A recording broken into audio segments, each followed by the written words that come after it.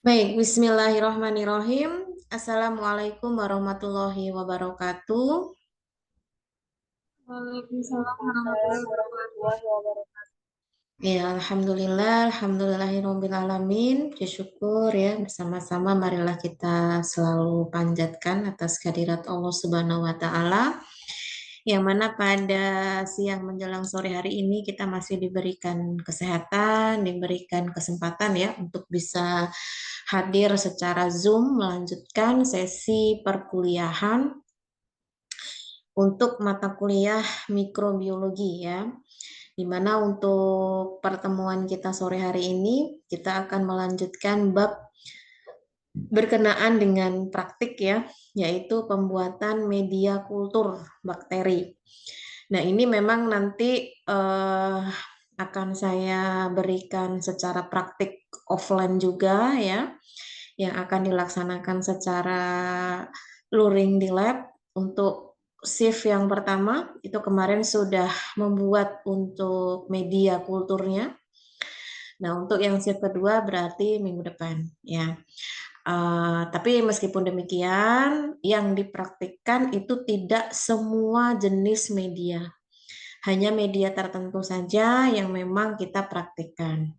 Nah, oleh karena itu, dengan adanya penyampaian materi ini, kalian tidak hanya terbatas dari apa yang sudah dilakukan atau yang akan dilakukan pada saat praktik, tetapi semua ya jenis-jenis media yang ada untuk proses pengkulturan terhadap bakteri itu harus kalian pelajari ya. Oleh karena itu, pada kesempatan kali ini akan saya adakan sesi tanya jawab ya berkenaan dengan media kultur bakteri ya. Seperti biasa, jadi nanti setiap pertanyaan silahkan dijawab oleh mahasiswa yang sekaligus nanti kita bisa belajar kembali dari materi yang sudah di-sharekan. Dan sekaligus juga saya akan mengambil nilai keaktifan ya berdasarkan nama-nama yang sudah menjawab ya untuk setiap pertanyaan yang diberikan. Oke, langsung saja di sini ya, karena eh, waktunya juga terbatas. Bahwasanya untuk media kultur ini merupakan syarat yang harus dipersiapkan ya sebelum kita melakukan proses isolasi atau menumbuhkan bakteri dari tempat asalnya yang itu secara alami ada di tempat habitatnya masing-masing ya di alam untuk bisa kita tumbuhkan di tempat yang kita buat secara manual, yang itu skala laboratorium. Oleh karena itu, PR-nya adalah bagaimana kita bisa memberikan kebutuhan-kebutuhan bakteri tersebut itu bisa terpenuhi meskipun kita siapkannya secara manual itu tadi, yang skala lab. Ya, artinya media ini mutlak diperlukan. Kenapa? Karena di dalam media itu harus ada nutrisi yang diperlukan oleh si bakteri tersebut untuk nantinya bisa tumbuh. Kalau dia tidak cocok dengan nutrisinya, mau bagaimanapun usaha kita, maka tidak bisa menumbuhkan. Karena mengingat bakteri ini termasuk pemilih ya. Kalau dia tidak menemukan nutrisi yang tepat, maka dia memilih untuk tidak tumbuh ya. Kan masih ingat ya fase-fase pertumbuhan pada bakteri, ada fase lak, fase log ya, di mana fase lak ini adalah fase penentuan, fase adaptasi. Kalau bakteri tidak mampu beradaptasi di lingkungan yang sudah disediakan atau nutrisi yang sudah disediakan, ya stop, tidak akan bisa tumbuh memperbanyak diri di fase berikutnya. Nah, itu ya. Jadi memang bagaimanapun kita harus menyesuaikan apa yang dibutuhkan oleh bakteri. Mau nggak mau ya harus menyesuaikan supaya tujuan kita tercapai.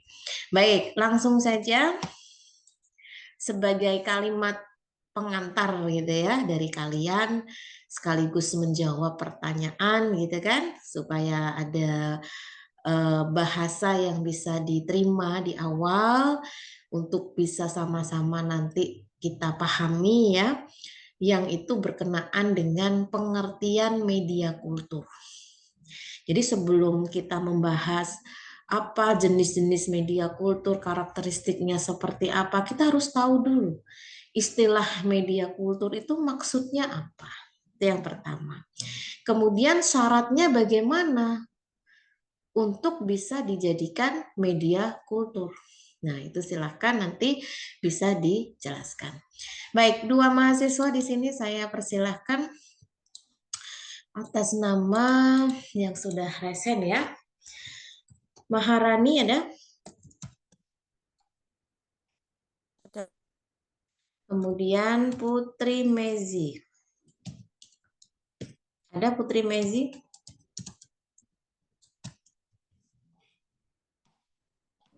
Ada Ibu. Silakan bisa menjelaskan apa pengertian media kultur dan syaratnya.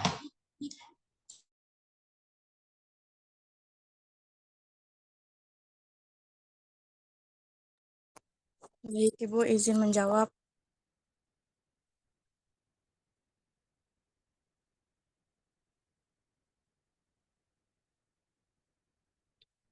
Media kultur adalah ya.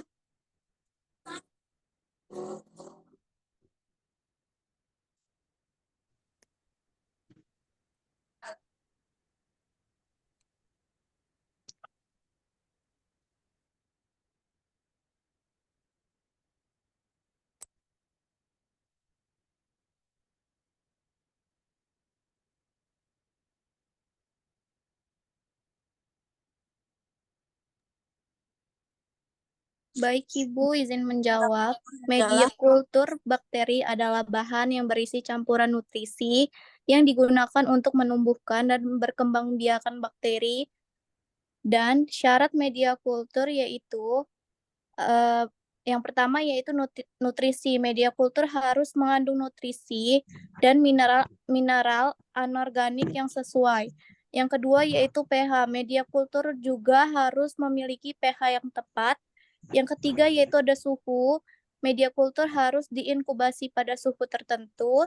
Yang keempat yaitu ada kelembapan. Media kultur harus memiliki kelembapan yang cukup. Yang kelima yaitu ada kadar oksigen. Yang keenam ada sterilitas. Media kultur harus steril. Baik, Ibu, terima kasih.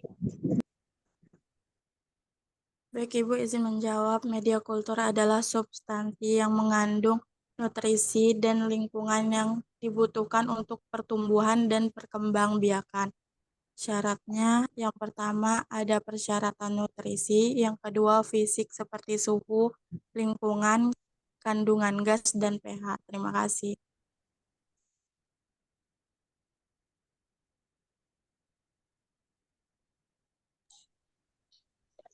Baik. Ya, terima kasih atas jawabannya ya dari pertanyaan yang telah diberikan. Apa itu media kultur ya dan syaratnya seperti apa?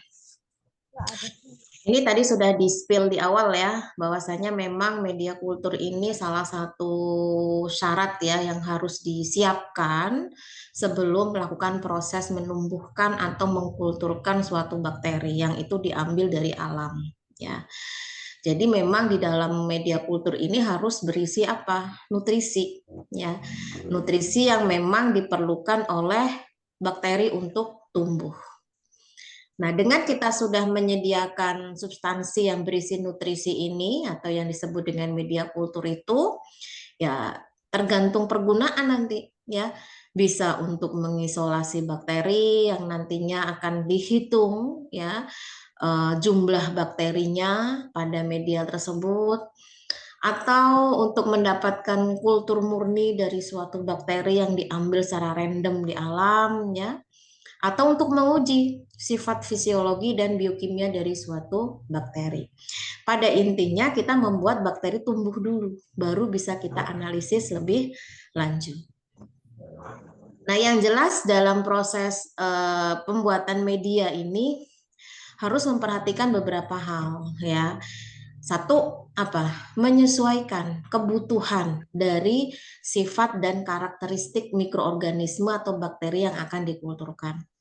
Jadi kalau misalkan kita saja, kalau menyediakan makanan, pasti akan menyediakan sesuatu yang disukai. Ya, kalau yang nggak disukai biasanya nggak dihidangkan. Kenapa? Karena jelas nggak akan dimakan, begitu. Nah, oleh karena itu sama kita harus menyesuaikan dengan kebutuhan dari bakteri tersebut. Kemudian yang kedua, media yang sudah kita buat itu harus disterilkan. Nah, makanya kemarin yang praktik di shift pertama, kenapa media yang sudah dibuat, bahkan sudah melalui proses pemanasan, itu harus disterilisasi menggunakan autoclave bersamaan dengan alat-alat yang lain. Ya, tujuannya agar steril, tidak terkontaminasi oleh mikroba-mikroba yang lain, sehingga bisa atau layak digunakan untuk menumbuhkan bakteri. Ya. Biasanya nanti pengamatannya ini akan dilihat selama 24 jam. Ya. Kalau dia kosong, tidak tumbuh bakteri apapun, berarti aman. Tapi kalau misalkan tumbuh, ya berarti terjadi kontaminasi dan tidak layak untuk digunakan. Gitu ya.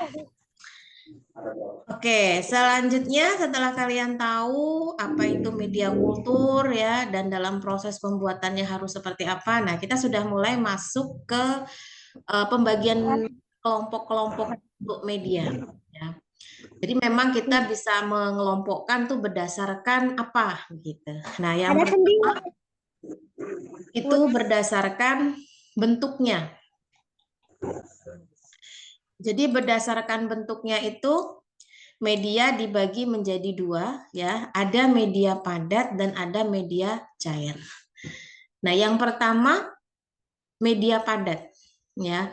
Media padat ini pengertiannya apa? Kenapa dikatakan sebagai media padat begitu ya? Kemudian contohnya apa saja? Nah, silakan nanti bisa dijelaskan. Baik, ini dulu nanti baru selanjutnya. Oke, saya persilakan yang sudah raise hand untuk menjelaskan pengertian dari media padat itu apa, contohnya itu apa saja ya. Baik, yang pertama saya persilakan atas nama Rosa, kemudian Bilkis ya. Silakan.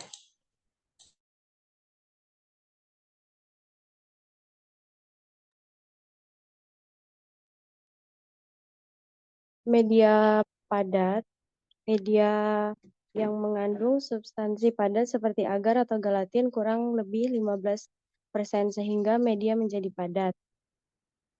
Media padat menjaga sel agar tidak berpindah tempat sehingga akan lebih mudah untuk dihitung dan mudah dipisahkan jenisnya ketika tumbuh dalam bentuk koloni. Media padat digunakan untuk mempelajari koloni mikrobia, isolasi, dan memperoleh kultur murni mikrobia. Contohnya, nutrien agar, Na, potato destrose agar, PDA, plate con agar, PCA. Terima kasih.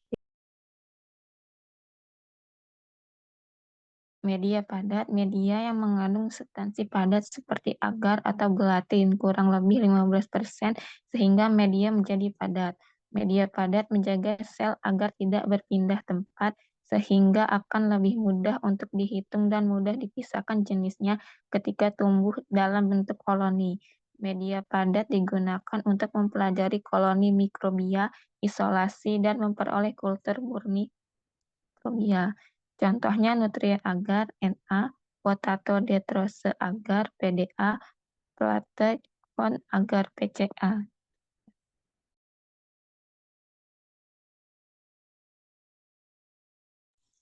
Oke, baik. Terima kasih atas penjelasannya ya. Lanjut dulu. Nah, media padat itu ada 3 jenis ya. Ada media padat tegak, ada media padat miring, dan ada media padat lempeng ya. Ini silakan bisa dijelaskan masing-masing oleh 3 mahasiswa ya. Saya persilakan yang pertama atas nama MAD. Kemudian yang kedua, Eka Rizky. Yang ketiga, Sabrina. Oke, silakan yang namanya tercantum bisa menjelaskan terlebih dahulu. Baik, Bu. Izin menjawab. Media tegak adalah media padat dalam tabung reaksi yang diletakkan secara tegak pada saat pendinginan, yang digunakan untuk menstimulir pertumbuhan mikroba dalam keadaan kekurangan oksigen. Sekian, Bu. Baik, Bu izin menjawab. Media miring adalah media padat yang diletakkan secara miring pada saat pendinginan yang digunakan untuk mengkulturkan mikroba yang bersifat aerob dan anaerob fakultatif. Cukup, Bu. Terima kasih. Ibu izin menjawab, media lempeng adalah media agar yang dituangkan pada cawan Petri dan mikroba diinokulasi secara menyebar di media tersebut.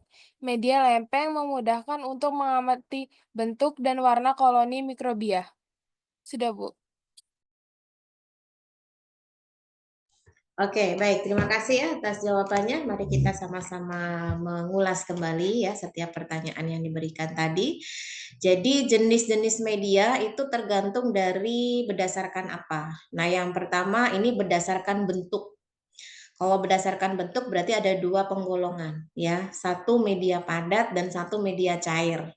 Nah, yang padat seperti apa karakteristiknya? Contohnya apa? Dan jenis-jenisnya juga apa saja ya. Yang jelas kalau untuk media padat, ya karena sesuai dengan namanya ya, padat. Nah, artinya memang nanti setelah jadi teksturnya dia mengeras ya. Kenapa dia bisa mengeras? Karena memang di dalam komposisi media tersebut itu ada kandungan agar atau gelatin.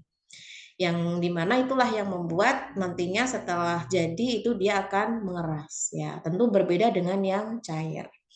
Nah, itu kalau di dalam komposisi agar tersebut itu ada kurang lebih 15% ya. Media padat itu ada kandungan agarnya atau gelatin. Nah, peruntukan untuk media padat ini biasanya kalau kita ingin menumbuhkan atau mengkulturkan bakteri di mana bakteri itu tidak bisa berpindah tempat. Jadi kalau sudah tumbuh di area tersebut, ya dia akan tetap di situ dan tidak akan berpindah tempat ke area-area yang lain. Ya tentunya dalam hal ini akan memudahkan untuk proses perhitungan. Jadi tidak akan terhitung double gitu ya. Beda kalau yang cair. Cair itu kan bisa ke atas, bisa ke tengah, bisa ke bawah gitu, bisa muter-muter gitu kan karena bentuknya kan liquid. Tapi kalau karena dia bentuknya padat atau solid, itu akan lebih tertanam dengan kuat gitu ya.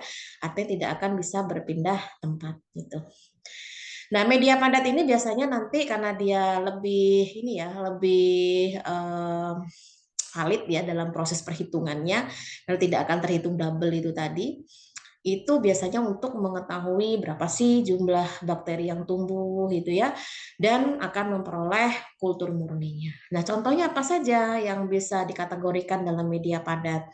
Yang jelas ada istilah agar ya, nutrien agar. Nah, berarti ya termasuk media padat. Nah, termasuk yang sudah dipraktekkan kemarin pada saat praktikum itu menggunakan media Na ya. Na itu adalah media nutrien agar.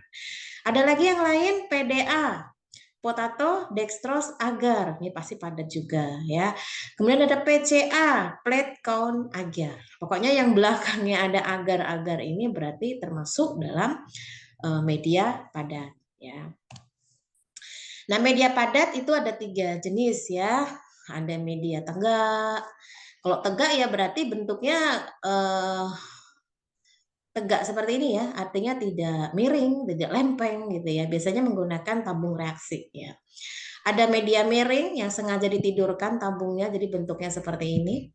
Ada media lempeng yang menggunakan cawan Petri. Nah, ini yang nanti akan kita praktikkan ya. Sebenarnya semua ini tergantung dari kebutuhan kita. Mau analisisnya tentang apa ya.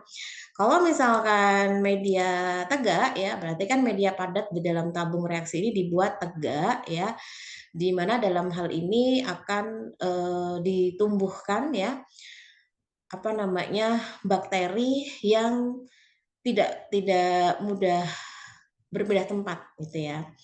Dan nanti pada saat proses pendinginan ya, itu akan menstimulir pertumbuhan mikroba dalam keadaan kekurangan oksigen ya.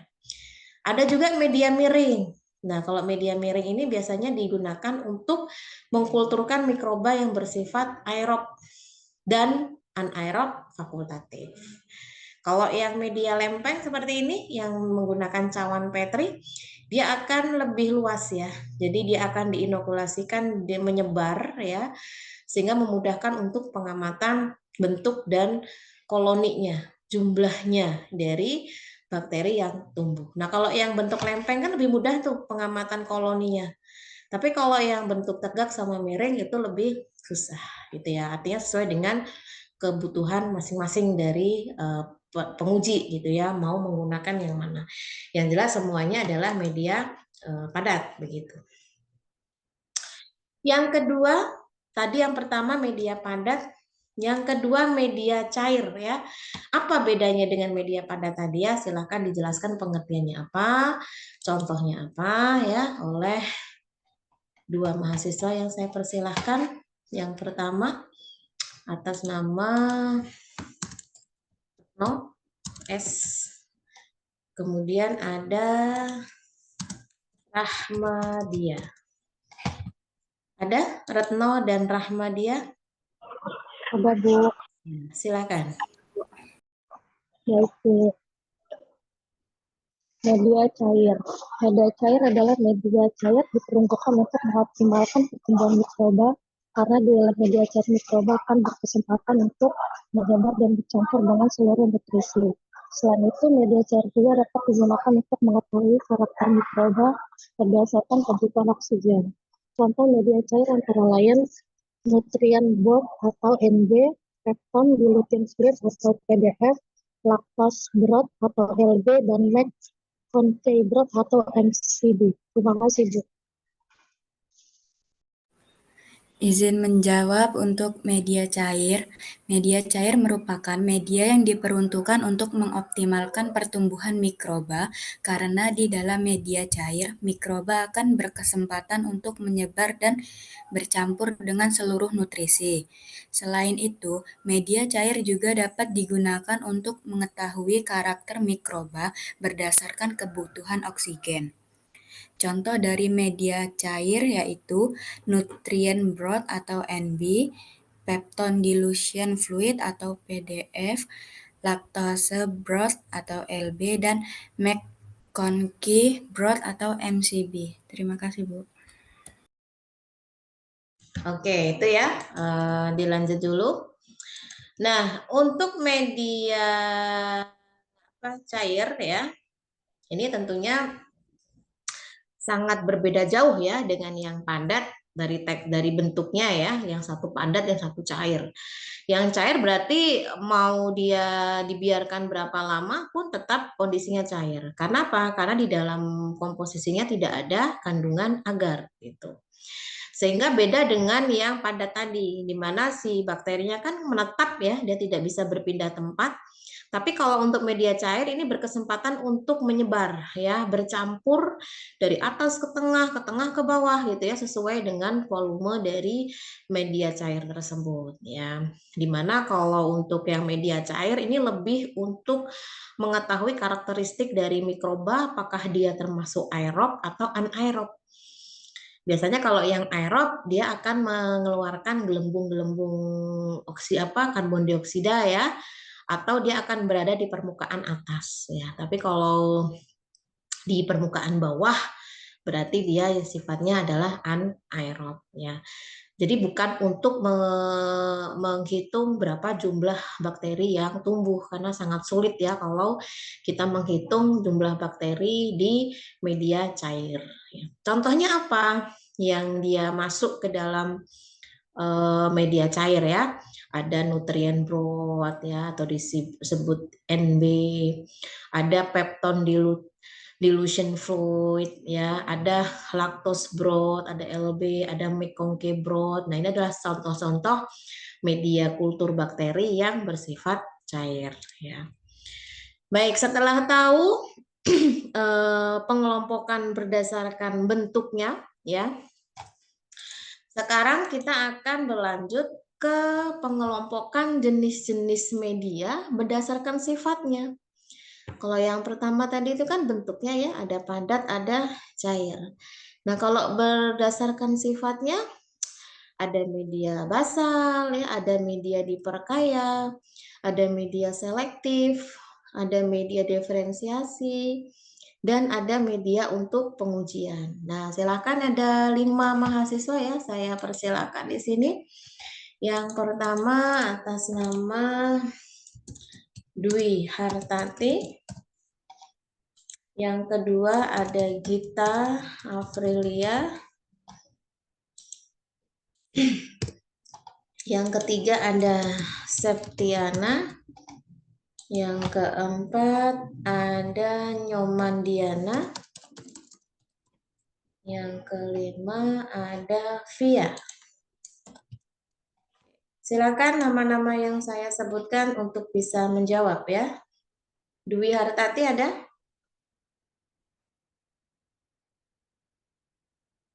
Ada, Ibu. Gita Afrilia? Ada, Ibu. Septiana? Hadir, Bu. Nyoman Diana? Hadir, Bu. Dan Via? Via ada? Ada, Bu. Oke. Silakan bisa dimulai untuk menjawab masing-masing jenis media dan pengertiannya ya. Baik, Ibu, izin menjawab. Media basal sebagai bahan dasar untuk membuat media lain yang lebih kompleks. Media basal mendukung pertumbuhan hampir semua jenis mikroba. Contohnya adalah nutrient broth atau NB dan nutrient agar atau NA. Sekian, Ibu. Terima kasih. Baik, Ibu izin menjawab. Media diperkaya yaitu memiliki konstituen nutrisi yang mendorong pertumbuhan mikroba dengan penampahan komponen kompleks seperti darah, serum, dan kuning telur yang bersifat selektif untuk mikroba tertentu. Bakteri yang ditumbuhkan dalam media ini tidak hanya membutuhkan nutrisi sederhana, tetapi membutuhkan komponen kompleks, contohnya misalnya pada media Loewenstein-Janssen, yakni jenis media yang mengandung gliserol yang dapat menumbuhkan M. tuberculosis. Terima kasih, Bu. Baik, Bu, izin menjawab. Yang ketiga, media selektif yaitu media yang ditambahkan zat-zat tertentu yang bersifat selektif untuk mencegah pertumbuhan mikroba lain. Contoh media selektif antara lain yaitu phenyletil alkohol agar atau PEA yang berfungsi untuk menumbuhkan bakteri gram positif. PEA mengandung alkohol sehingga menghambat pertumbuhan bakteri gram negatif. 2. Salmonella Shigella agar SSA yang berfungsi menyeleksi Salmonella dan beberapa strain Shigella dari spesimen feses. Baik, Bu, terima kasih. Baik, izin menjawab. Media diferensiasi berfungsi untuk membedakan karakter tertentu dari bakteri yang memiliki kekerabatan dekat. Karakter tersebut dapat berupa warna dan bentuk dari koloni.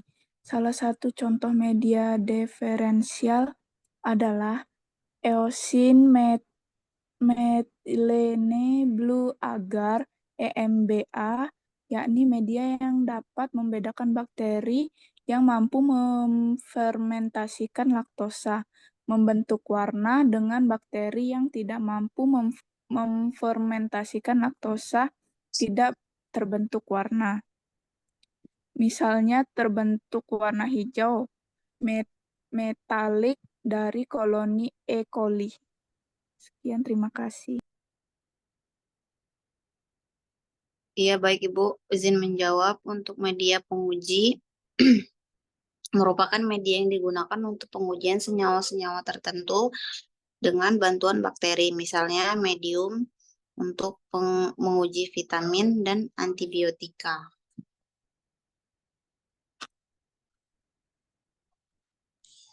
Oke, baik. Terima kasih atas jawabannya ya. Kita lihat masing-masing. Jadi kalau berdasarkan sifatnya memang lebih banyak ya untuk karakteristiknya atau jenis-jenisnya begitu. Yang pertama ada media basal atau media umum. Kenapa dikatakan umum? Ya, karena memang media ini berlaku untuk semua jenis mikroba. Ya, artinya diperuntukkan secara umum untuk kebutuhan secara umum si bakteri. Ya, artinya dalam hal ini yang secara khusus itu menunjang pertumbuhan dari bakteri apapun itu. Bahkan hampir semua jenis bakteri itu bisa tumbuh ya di media basal. Nah, yang termasuk media basal itu apa? Ada media cair NB dan ada media cair Na.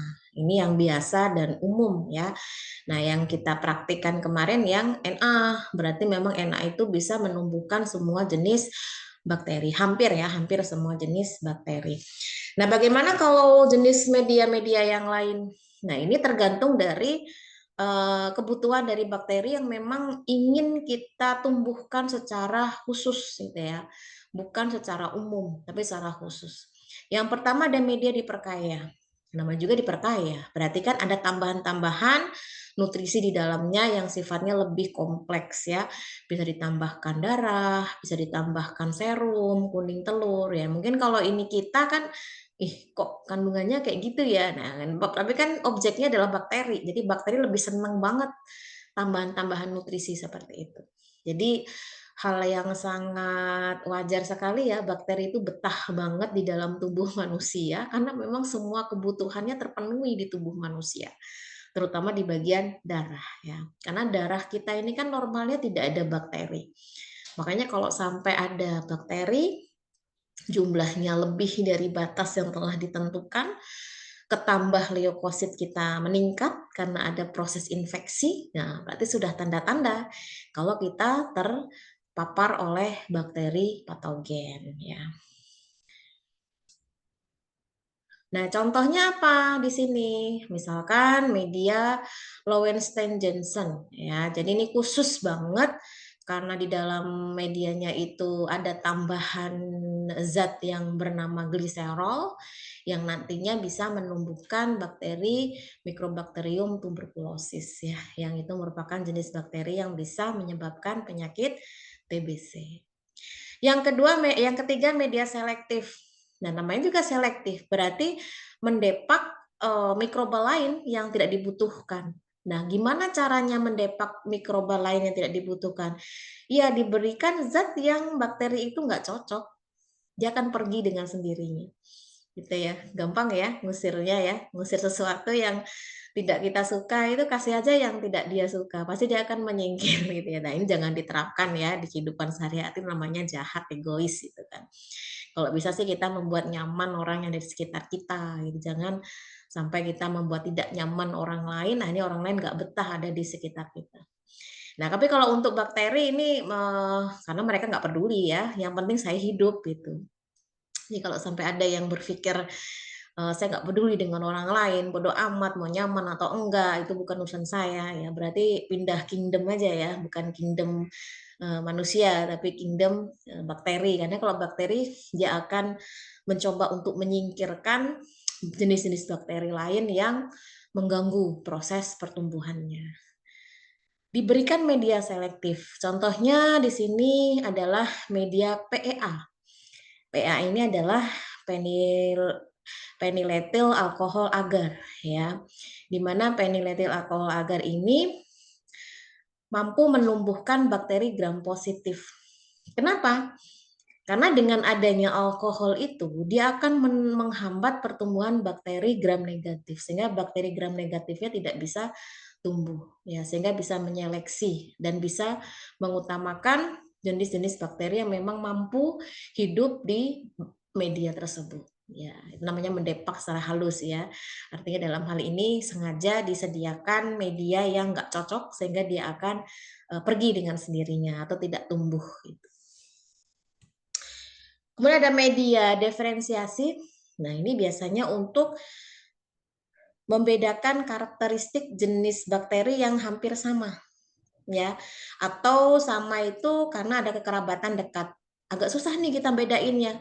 kok kayaknya kembar ya. Nah, makanya kita butuh media diferensiasi. Nah, contohnya adalah media EMBA, eosin metilen blue agar ya. Ya, ini untuk membedakan jenis bakteri, salah satu contohnya ya. Satunya itu mampu memfermentasi laktosa dan membentuk warna. Satunya tidak mampu memfermentasi laktosa dan tidak membentuk warna. Contohnya sama-sama E. coli itu. Nah, kalau E. coli yang mampu membentuk warna yang warnanya italik, hijau metalik ya. Sedangkan kalau yang tidak mampu dia warnanya pucat seperti ini. Nah, ini contoh penggunaan media diferensiasi untuk membedakan satu golongan dengan golongan yang lain yang memang memiliki karakteristik atau kerabatan yang hampir sama. Kemudian media penguji ini lebih ke pengujian ya terhadap senyawa-senyawa tertentu yang itu menggunakan bantuan bakteri, misalkan media yang untuk menguji vitamin, antibiotik dan lain-lain ya. Jadi semua tergantung dari kebutuhan kita mau menumbuhkan bakteri yang seperti apa. Oke, itu untuk jenis-jenis bakteri, jenis-jenis media ya, ada media padat, media cair, berdasarkan bentuknya, ada media berdasarkan sifatnya ya. Kemudian selanjutnya, kalau sudah tahu jenis-jenis media, lalu apa syarat media kultur itu? Harus yang seperti apa biar bisa digunakan dan bisa dimanfaatkan oleh bakteri untuk tumbuh ya. Baik, saya persilakan dua mahasiswa di sini atas nama Reina, kemudian Dewi Artika. Yang sudah menjawab bisa diturunkan ya raise hand-nya biar tidak terpanggil double ya. Oke, Reina dan Dewi Artika silakan. Ya, Bu.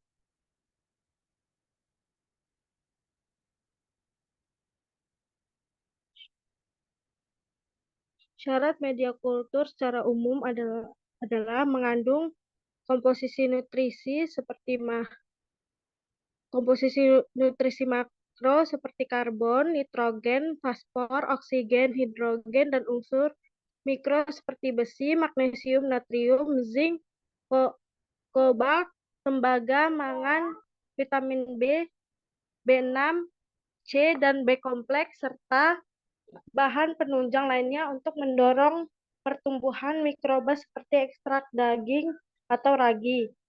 Bersifat isotonis, larutan yang konsentrasi zat terlarut dalam media harus sama dengan cairan di dalam sel bakteri.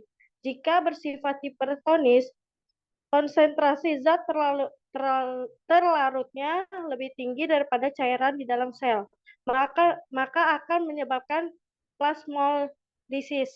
Sedangkan jika bersifat hipotonis, larutan yang konsentrasi zat larutnya lebih rendah daripada cairan di dalam sel, maka akan menyebabkan penggembung. Yang kedua, memiliki pH berkisar 4,6 sampai 7. Yang ketiga, suhu harus disesuaikan dengan jenis bakteri, bakteri psikofil, bakteri mesofil, bakteri termofil, dan bakteri hipotermofil. Yang keempat, kebutuhan oksigen, ada aerob dan anaerob. Terima kasih.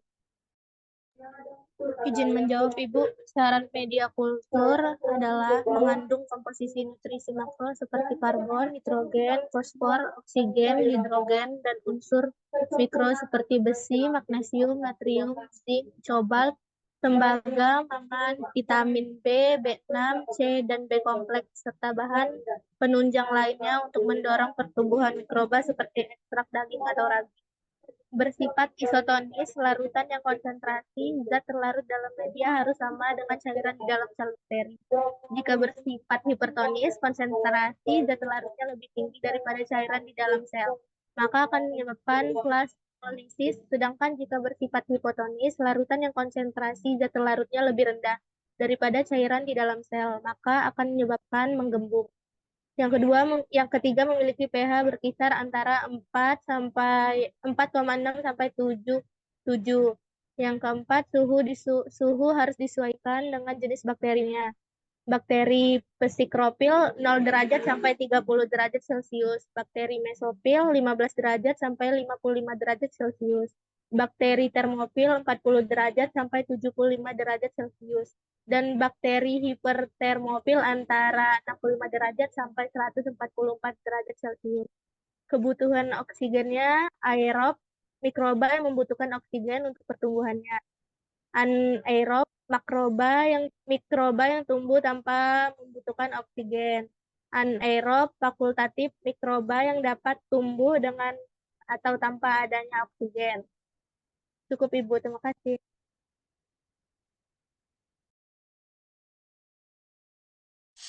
Oke, baik. Terima kasih juga atas jawabannya ya. Apa saja syarat dari media? Yang jelas harus terpenuhi semua nutrisi yang dibutuhkan oleh bakteri tersebut, baik makro ataupun mikro. Ya, kalau makro itu kan zat yang sifatnya lebih utama ya, yang besar gitu ya, seperti karbon, nitrogen, fosfor, oksigen ya, atau bahan-bahan yang sifatnya mikro, yang lain-lainnya ya. Kemudian bersifat isotonis. Jadi larutan yang konsentrasi zat larut dalam media harus sama dengan cairan yang ada di dalam sel bakteri ya. Karena jika bersifat hipertonis, maksudnya apa hipertonis itu? Konsentrasi zat larutnya lebih tinggi daripada cairan di dalam sel, maka sel itu akan mengalami plasmolisis ya. Atau sebaliknya dia akan menggembung karena sifatnya adalah hipotonis. Jadi harus seimbang atau yang disebut dengan istilah isotonis ya.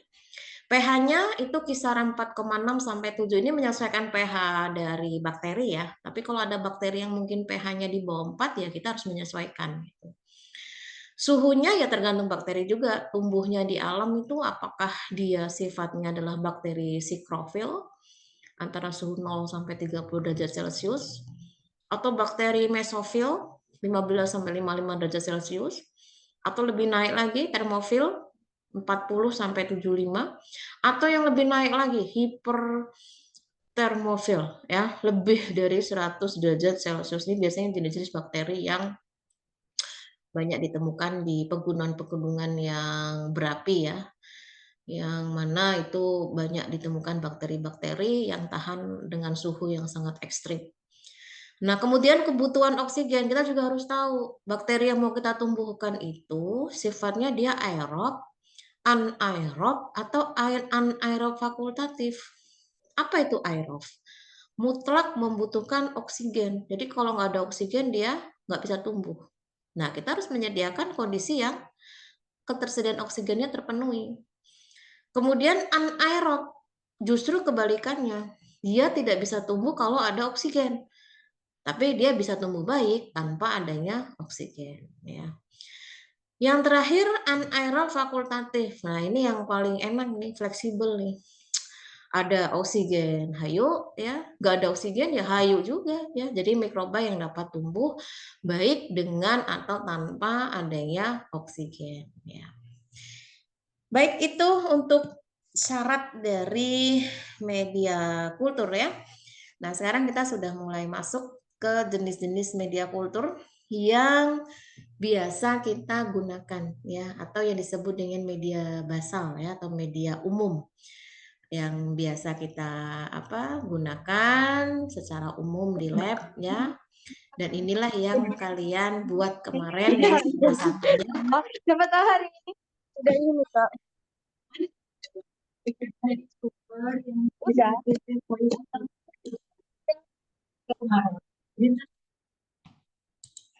Baik, yang pertama ada nutrien agar atau yang disebut dengan Na, ada nutrien broth atau NB. Ya, silakan mahasiswa bisa menjelaskan ya pengertiannya apa dan cara membuatnya seperti apa. Nah, nanti akan saya tampilkan videonya agar nanti pada saat kalian praktek itu tahu caranya seperti apa ya membuat media Na dan media NB. Baik, saya persilahkan.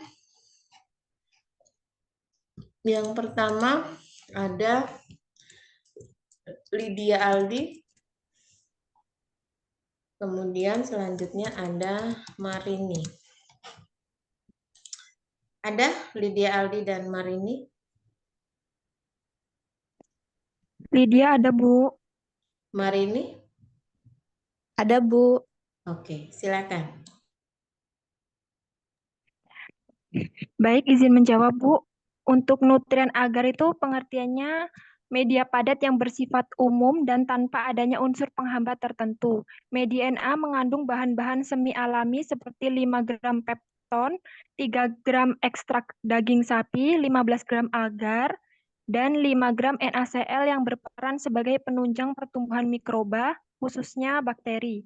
Cara membuatnya, yang pertama, agar dilarutkan dengan komposisi lainnya dan disterilisasi dengan autoklaf pada suhu 121 derajat Celcius selama 15 menit. Yang kedua, setelah dingin, tuangkan pada wadah atau cawan Petri.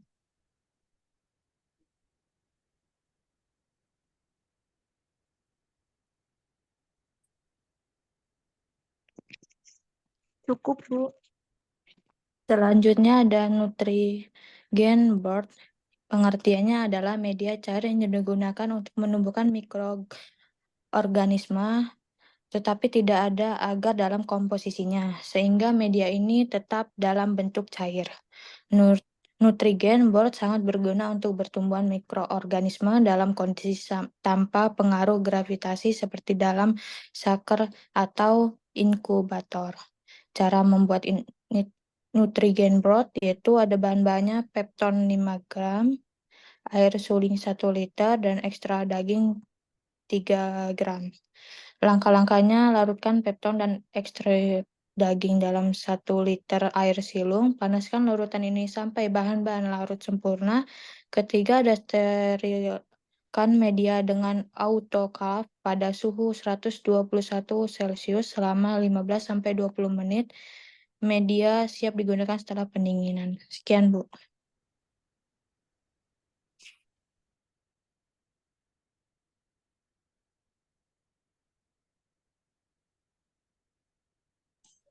Oke, baik. Saya berikan kesempatan lagi 2 mahasiswa untuk menjawab pertanyaan yang sama ya. Nutrien agar, pengertiannya apa, cara membuatnya seperti apa ya. Dan nutrien broth itu juga sama. Saya panggil Suci Rahayu ada? Ada, Ibu. Kemudian ada Desi Elia, ada?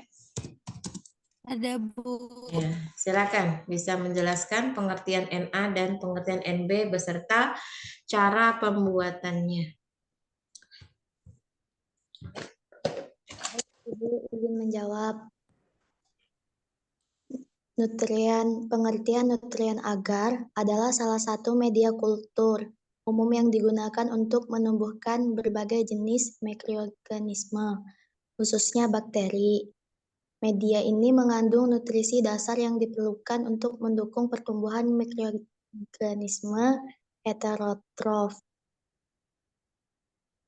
Cara membuatnya itu 1 pepton 5 gram atau sebagai sumber nitrogen organik, 2 ekstra daging atau sapi mengandung vitamin, mineral, dan nutrisi pentingnya lainnya, 3 agar-agar sebagai bahan pengental yang memberikan struktur padat pada media, 4 NaCl 8 gram menjaga tekanan osmotik agar sesuai untuk pertumbuhan mikroorganisme. Itu bahannya, langkah-langkahnya, timbang semua bahan sesuai komposisi di atas, larutkan pepton ekstra daging dan NaCl dalam air destilasi dengan pemanasan ringan sambil diaduk. C. Tambahkan agar-agar lalu panaskan hingga larut sepenuhnya. D. Sesuaikan pH menggunakan larutan NaOH atau HCl hingga mencapai 7, plus 0,2. Sterilisasi larutan menggunakan autoklaf pada suhu 121 Celcius selama 15-20 menit.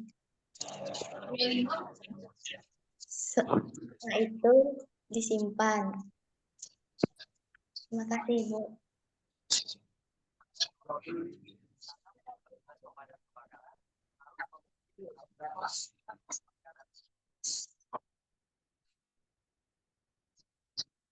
Oke.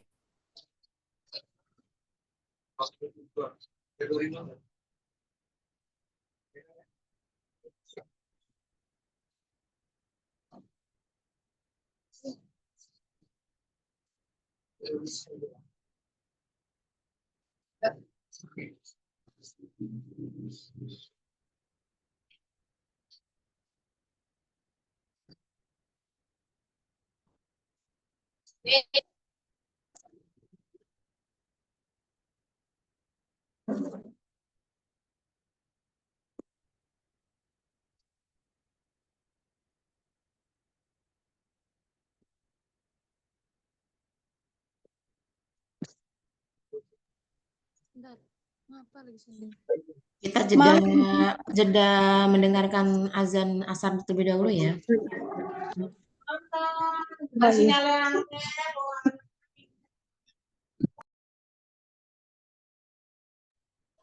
Oke, silakan dilanjut untuk menjawab Desi Elia untuk yang nutrien broth ya. Ya, baik Ibu izin menjawab. Untuk jenis-jenis media kultur yang nomor 2 ada nutrien broth atau NB, yaitu media cair yang bersifat umum dan tanpa adanya unsur penghambat tertentu. Media NB mengandung bahan-bahan semi alami seperti 5 gram pepton, 3 gram ekstrak daging sapi, dan 0,5% NaCl yang berperan sebagai penunjang pertumbuhan mikroba, khususnya bakteri. Cara membuatnya yaitu langkah yang pertama, serbuk media dilarutkan ke dalam aquades, kemudian diaduk dan dipanaskan menggunakan optik. Langkah yang reaksi ditutup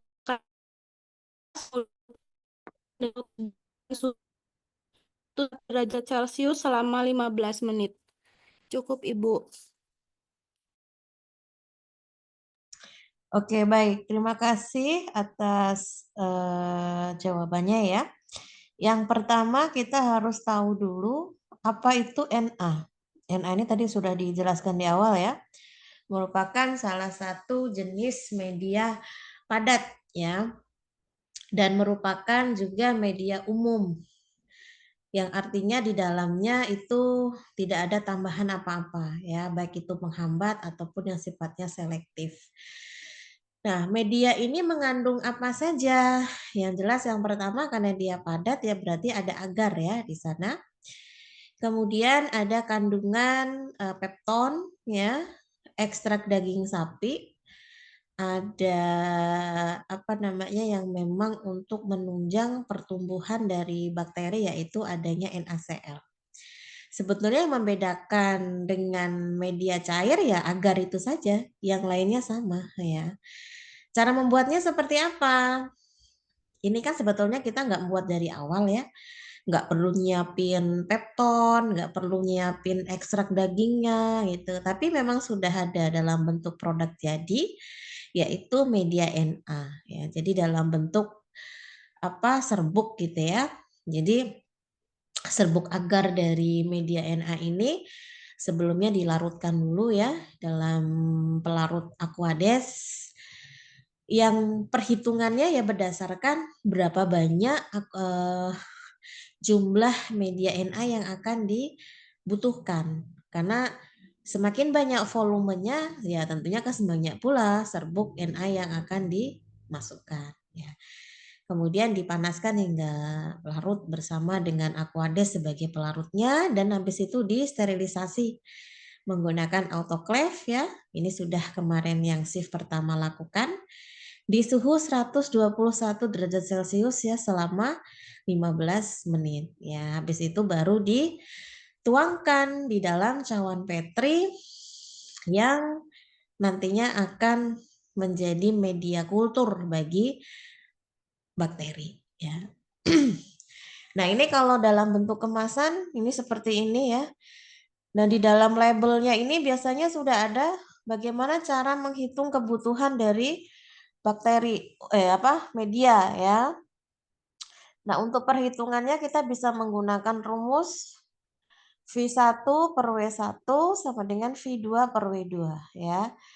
Masing-masingnya apa aja ini harus kalian hitung ya. Jadi kemarin waktu praktikum shift kedua, shift pertama saya tidak meminta kalian menghitung karena saya belum menyampaikan materi ini. Nah, nanti yang shift kedua harus sudah bisa menghitung karena sudah saya sampaikan ya materi tentang perhitungan untuk kebutuhan serbuk agar Na yang nantinya akan dibuat untuk media ya. Di mana V1 itu adalah volume standar pengenceran media. Jadi V1 itu sudah ada ketentuan dari pabriknya ya. Begitu pula dengan W1. W1 juga berat standar yang digunakan sesuai dengan pabriknya. Jadi kalau kalian lihat pada gambar ya. Di sini kan ada suspennya 28 gram dalam 1000 mili. Jadi volume standarnya adalah 1000 mili, berat standarnya berarti 28 gram. Jadi untuk semua perhitungan menggunakan standar itu yang sudah tertera pada kemasan. Itu adalah hitungan pabriknya ya, jadi tidak boleh diganti-ganti. Nah, baru V2 dan W2-nya, ini W2 ya, bukan W1 ya, salah ini. Ini yang kita butuhkan. Ya, volume yang ingin dibuat berapa? Apakah 100 mili? Apakah 150 mili? Apakah 200 mili? Sesuai dengan kebutuhan. Ya, akhirnya jumlah volume ini akan menentukan berapa serbuk Na yang ditimbang atau yang dimasukkan ke dalam pelarut tersebut. Ya. Ini contoh nih. Dalam pembuatan media agar Na, jika ingin membuat untuk 3 cawan Petri butuh berapa nih ya? Di mana masing-masing cawan Petri butuhnya 50 mili. Berapa serbuk agar Na yang dibutuhkan? Nah, kita bisa menggunakan rumus ini ya.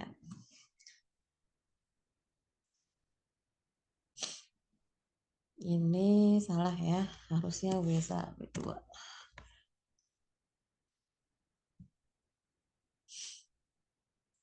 Oke, kita lihat ya cara perhitungannya. Kita harus paham dulu dengan soal ya. Jelas rumusnya adalah V1 per W1 sama dengan V2 per W2. Nah, tadi di soal itu kan mau buat untuk 3 cawan Petri ya, di mana setiap cawan itu 50 mili. Berarti totalnya berapa yang dibutuhkan?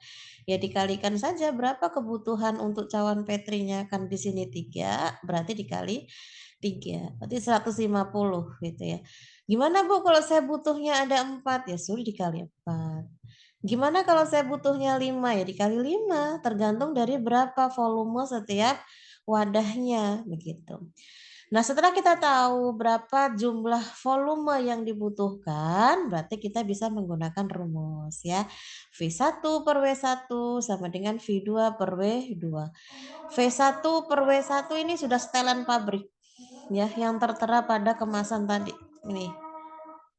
Jadi 28 gram ya dalam 1000 mili. Berarti 1000 per 28 karena V1 per W1 sama dengan volume yang dibutuhkan berapa? 150 dikali berapa W2-nya? W2 ini yang mau ditimbang. Ya sudah, kita menggunakan perhitungan matematika dasar ya. Berarti ketemu W2 sama dengan 4,2 ya. Ini silakan kalian bisa dihitung kembali ya. Jangan sampai nanti nggak ngerti cara dapetin 4,2 itu dari mana ya. Ini namanya substitusi ya. Artinya dalam hal ini kalian harus bisa menerapkan perhitungan matematika dasar ya untuk mengetahui angka yang belum nampak gitu ya dengan perpindahan satu sisi. Oke, itu untuk perhitungannya yang Na. Kita lihat videonya ya. Jadi silakan bisa disimak terlebih dahulu.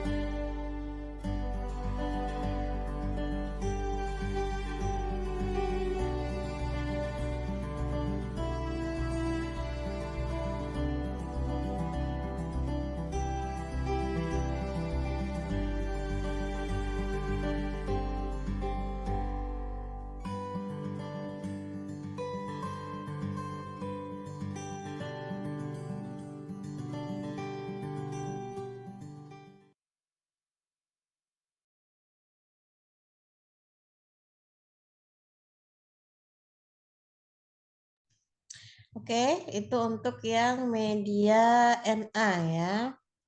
Nah, sekarang bagaimana untuk media NB? Media NB itu bukan yang sifatnya padat ya, seperti media NA tadi.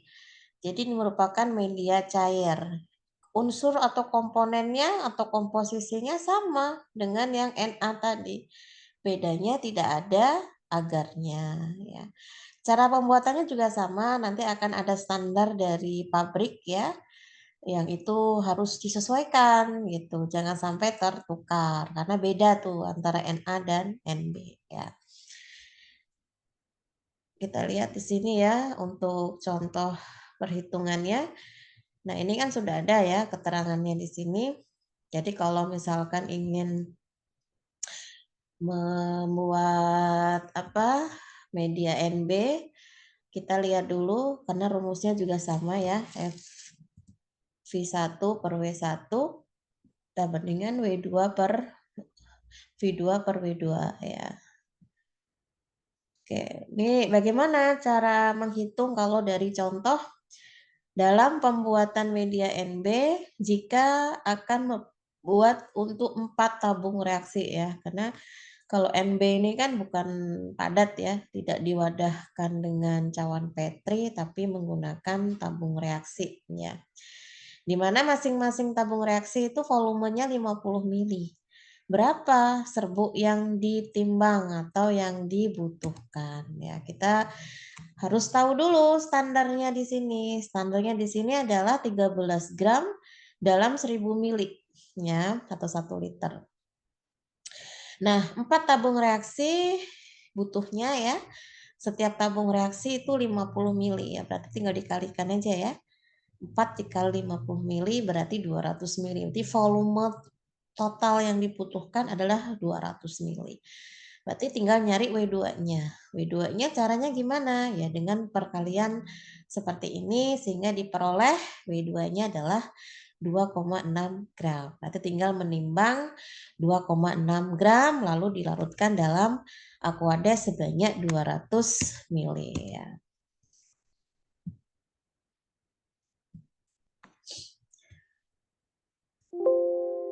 Oke. Mungkin itu yang dapat disampaikan ya pada sesi Zoom kali ini. Nanti untuk kelompok shift 2 ya sudah ada gambaran. Jadi nanti pada saat praktikum itu sudah tidak bingung lagi. Tergantung berapa volume yang dibutuhkan ya. Dari lembar kerjanya apakah 150, apakah 200 ya.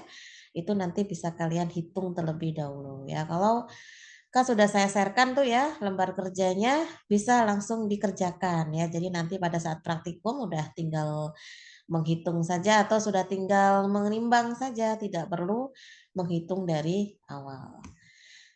Oke, mungkin cukup ya dari saya. Ada yang mau ditanyakan sebelum ditutup?